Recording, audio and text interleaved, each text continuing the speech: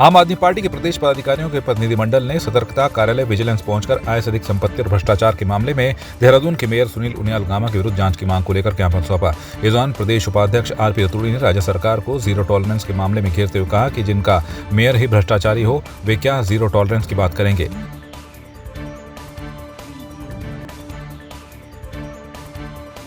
Dehradun mock drill आगामी चारधाम यात्रा के दौरान सभी विभाग आपसी तालमेल के साथ काम करेंगे। इसे देखने के लिए प्रदेश में मॉक ड्रिल की गई है।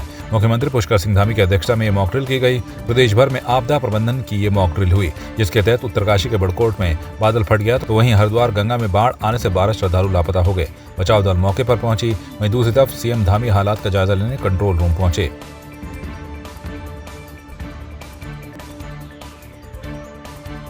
देश भर में साइबर क्राइम में लगातार इजाफा देखने को मिल रहा है। ऐसा एक मामला जहां पर खुद को पेटीएम कंपनी का स्टाफ बताकर 3 अभियुक्तों द्वारा अलग अलग जगहों से 6,50,000 का स्कैम किया गया। इन तीनों द्वारा उन दुकानदारों को चूना लगाने का काम किया जा रहा था। पेटीएम ठगी का बैंक यहाँ में आया था और 12 तारीख को उन्होंने रायपुर क्षेत्र में है देवपाल उनसे 1,40,000 का ठगी किया। इस पर जब मुकदमा पंजीकृत किया गया, इसमें तहकीकात की गई, इसमें हमारे 3 टीमें गठित की गई और हमने 195 सीसीटीवी फुटेज का के माध्यम से अंतर्राज्यीय गैंग को हमने इंटरसेप्ट किया और ये तीनों जो है दिल्ली के रहने वाले हैं। उन्होंने जो 1,40,000 का जो ठगी किया था उस में उनकी अरेस्टिंग भी हमने कर ली है।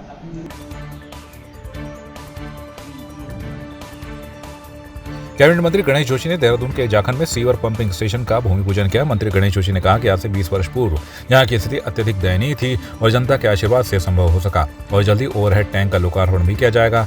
राज्य योजना में भी सड़कों की स्वीकृति का कार्य प्रगति पर है।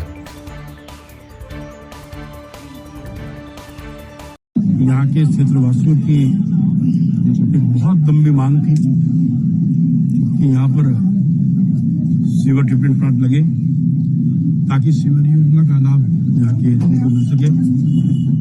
और आज प्रदेश के अंदर पहला एक लेटेस्ट टेक्नोलॉजी जो बाहर से आई है उस प्लांट को हम यहाँ पर लगा रहे हैं। 2,95 लाख की उसकी कीमत है। 5 साल तक वही कंपनी इसको मेंटेन करेगी, जिसमें कहीं सीवर बाहर दिखाई नहीं देगा। खाली जाली लगाई जाएगी जो उसमें इस प्रकार की चीजें हैं जो अंदर निकल सकती है, उनको साफ करने के लिए। और ये पहला प्लांट यहाँ पर लग रहा है। मैं इसके लिए अपने जल निगम के अधिकारियों को और माननीय मुख्यमंत्री जी को आभारित करता हूँ कि भाग उनके पास है। और मैं जब अधिकारियों से मैंने कहा क्योंकि यहाँ पर बड़े प्लांट के लिए जगह नहीं मिल रही थी तो इस टेक्नोलॉजी का यहाँ इस्तेमाल किया जा रहा है और निश्चित ही भविष्य में अन्य क्षेत्रों में भी जहाँ जगह कम होती है उसकी शुरुआत आज हो गई है। और हमारी सरकार जनता की सरकार जनता के द्वार इस नारे को लेकर काम कर रही है। सीएम पुष्कर सिंह धामी ने सचिवालय स्थित राज्य आपातकालीन परिचालन केंद्र में चारधाम यात्रा 2023 के सफल संचालन के लिए राष्ट्रीय आपदा प्रबंधन प्राधिकरण द्वारा आयोजित टेबल टॉप और मॉक ड्रिल कार्यक्रम में प्रतिभाग किया। इस अवसर पर मुख्यमंत्री ने चारधाम यात्रा मार्ग पर आपदा प्रबंधन के लिए किए जा रहे मॉक अभ्यास का वर्चुअल अवलोकन भी किया। चारधाम यात्रा की जो तैयारियां हैं काफी पहले से प्रारंभ कर दी थी और इसके पीछे हमारा एक ही उद्देश्य है कि आने वाले सभी श्रद्धालुओं को, सभी पर्यटकों को आसानी से यात्रा उनकी हो पाए, उनकी यात्रा सुगम हो, अच्छी हो और किसी प्रकार की कोई परेशानी न हो। आपदा की स्थिति हो या कोई अन्य स्थिति उत्पन्न होती तो उसके लिए भी हमारी सभी एजेंसियां एक दूसरे से संपर्क करते हुए, एक दूसरे से आपस में समन्वय करते हुए कोऑर्डिनेशन के साथ काम करें। इसीलिए आज ये मॉक ड्रिल भी जो है करवाई जा रही है, जिससे कि सब लोग हर स्थिति के लिए तैयार रहें और बाकी यात्रा के लिए पूरा उत्तराखंड तैयार है, देवभूमि तैयार है। भगवान बाबा बद्री विशाल की कृपा से, भगवान बाबा केदार की कृपा से, सभी देवी देवताओं की कृपा से यात्रा हमारी ऐतिहासिक होगी। मसूरी व्यापार मंडल ने एसडीएम के साथ माल रोड सहित अन्य संपर्क मार्गों की दशा सुधारने के लिए बैठक की, जिसमें एसडीएम नंदन कुमार ने व्यापारियों को आश्वस्त किया कि आगामी 30 अप्रैल तक माल रोड का कार्य पूरा कर लिया जाएगा। जिसके बाद व्यापार संघ ने घोषित धरना समाप्त करने का निर्णय लिया। देखिए मसूरी की मॉल रोड जो है उसका कार्य 29 जनवरी को शुरू किया गया था सौंदर्यीकरण का। इसमें 4 तरह के काम थे। सबसे पहले इसमें समस्त लाइनों को भूमिगत, बिजली की लाइनों को, केबल की लाइनों को भूमिगत करने का था।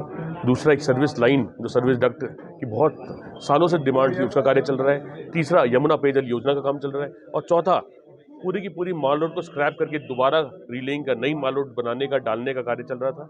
इसी संदर्भ में 3 महीने होने के बाद आज व्यापारियों में काफ़ी पहले से नाराज़गी थी, पर आज प्रशासन द्वारा जिस प्रकार से डीएम मैडम और एसडीएम सर द्वारा ये कार्य करे जा रहे हैं, सबने अपने अपनी राय सुझाव दिए। जगह जगह पड़े मलबे को हटाने की बात करी, जगह जगह नालियां जो बंद पड़ी उन्हें खुलवाने की बात करी, कलवटों को खुलने की बात करी। कैमल बैक रोड हो, मोतीलाल नेहरू मार्ग हो, 0 पॉइंट केम्प्टी रोड हो, इन सब जगह पे रोडों को सुचारू करने की बात करी। माल रोड पे किताबगंज से लेकर गांधी चौक तक, गांधी चौक से लेकर पिच्चा पैलेस तक पूर्ण रूप से माल रोड को 30 अप्रैल तक कार्य पूरे करने की बात करी गई, जिसका आश्वासन पीडब्ल्यूडी द्वारा और एसडीएम सर द्वारा दिया गया है कि 30 अप्रैल तक माल रोड का समस्त कार्य खत्म कर दिया जाएगा और उसके बाद माल रोड की कारपेटिंग की जाएगी। नहीं, हमारा जो ऑब्जेक्टिव है कि आगे की जो भी रोड का पे काम होगा वो 30 अप्रैल तक इसको पूरा कर दें। इसी क्रम में हमारी व्यापारियों से बात हुई थी। इसमें जो भी समस्याएं हैं उनको सुना गया है, उनको ये भी अश्योर किया गया है, पीडब्ल्यूडी के इंजीनियर भी थे, इसको त्वरित रूप से काम किया जाएगा। पीछे भी जो काम हुआ है बहुत फास्ट हुआ है। आगे ये काम जो है गुणवत्ता के साथ पूरे फास्ट काम करेंगे इसमें। और जो भी समस्याएं हैं, जिस भी विभाग से समस्याएं रहेंगे, वो जो कमेटी एक कंबाइंड एफर्ट रहेगा कि अगर कोई यूटिलिटी लाइंस डैमेज होती हैं तो उसको तत्काल उसका निस्तारण किया जाए, ताकि जो लोग हैं उनको कम से कम समस्याएं हैं।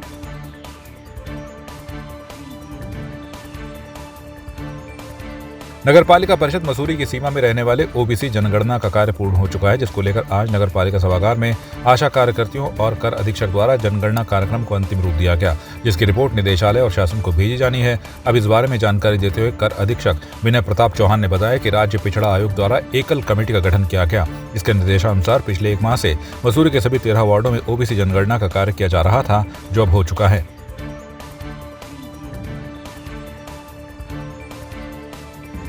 हमें ये नगर पालिका से ओबीसी का सर्वे दिया गया था, जिसमें 13 वार्डों में हमने 26 लोगों ने काम किया। 1 महीने लगभग ये सर्वे चला। 1 महीने में लगभग पूरा सर्वे किया ओबीसी का। के लिए हमें फॉर्म दिए गए थे, जो हमने फॉर्म भरे। सर, ये हमें सर्वे कंप्लीट होने के बाद नगर पालिका में जमा करने के लिए कहा था। ईओ सर के पास हमने जमा कराए हैं। ये नगर पालिका मसूरी में के 13 वार्डों में ये जनगणना कार्य का ओबीसी सर्वे काम हम लोग स्टार्ट लगभग 1 महीने से कर रहे हैं और आज वो लगभग फाइनल हमारा हो जाएगा। और उसकी रिपोर्ट जैसे कि आप अपना कैमरामैन को बोलेंगे, दिखाएंगे, तो लगभग पूरा सर्वे पूरा हो चुका है। और इसकी रिपोर्ट जो है ईओ साहब के माध्यम से जो है निदेशालय और शासन स्तर को प्रेषित की जाएगी। पर्यटन नगरी मसूरी में 2 दिनों से हो रही बारिश के बाद तापमान में भारी गिरावट आ गई है। विगत दिनों हो रही गर्मी के बाद लोगों ने राहत की सांस ली है और मसूरी के मौसम का पर्यटक भी जमकर आनंद ले रहे हैं। बारिश के बाद ठंड बढ़ने से लोगों को अपने गर्म कपड़े निकालने पड़ गए हैं। आपने सुना ही होगा, कहावत बहुत पहले हम बचपन में सुना करते थे कि मसूरी का मौसम और बॉम्बे का फैशन। तो लगता है कि ये जिसने कहावत बनाई थी बिल्कुल सच बनाई थी कि कल हम टी शर्टों में थे, आज हम लोग भी जैकेटें ढूंढ रहे हैं, गर्म गर्म कपड़े ढूंढ रहे हैं। बहुत ठंड है यार। ओले अप्रैल के महीने में, मई लगने वाला है और बहुत ठंड है। और जो टूरिस्ट आता है वो गर्मी से त्रस्त होकर तो मसूरी के लिए आता है। मसूरी का मतलब ही ठंड है। ये मौसम बहुत सुहाना है और आगे इससे टूरिस्ट को फायदा होगा।